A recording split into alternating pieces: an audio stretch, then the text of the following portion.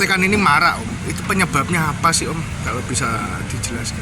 Baik, kenapa KRD marak belakangan ini seperti yang sudah terjadi?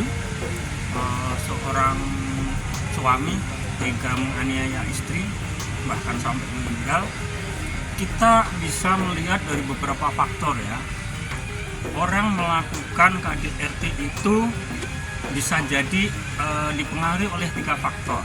Yang pertama adalah faktor biologis. Ini berkaitan dengan kedewasaan seseorang. Ya. Yang kedua, faktor psikologis, dan yang ketiga, faktor sosial. Bagaimana dengan faktor biologis sehingga menyebabkan seseorang tega melakukan penganiayaan terhadap istri? Nah, ini kita lihat barangkali sebelum melakukan penganiayaan tentu saja ada permasalahan yang buntu yang tidak dapat diselesaikan bersama. Misalnya istri tidak mau melayani sang suami, yang pertama. Kedua, bisa jadi faktor lain, idaman lelaki lain katakanlah ya. Suatu contoh, seorang istri dikatakan dicurigai dia ada main dengan lelaki lain misalnya, atau bisa dikatakan disebabkan karena cemburu buta, sehingga menyebabkan sang suami ini menjadi emosi, marah dan tidak terkendali, sehingga akhirnya melakukan penganiayaan terhadap istri. Lalu bagaimana dengan faktor psikologis? Faktor psikologis itu bisa jadi istri itu memperlakukan suami seolah-olah suami tidak punya harga diri. Itu yang sangat-sangat mempengaruhi daya berpikir seseorang, mempengaruhi defense mekanisme seseorang, sehingga akhirnya menjadi stres. Ketika stres dan emosi tidak bisa mengendalikan diri, seseorang bisa melakukan kesalahan, melakukan penganiayaan terhadap istri sendiri. Ini yang dari faktor psikologis.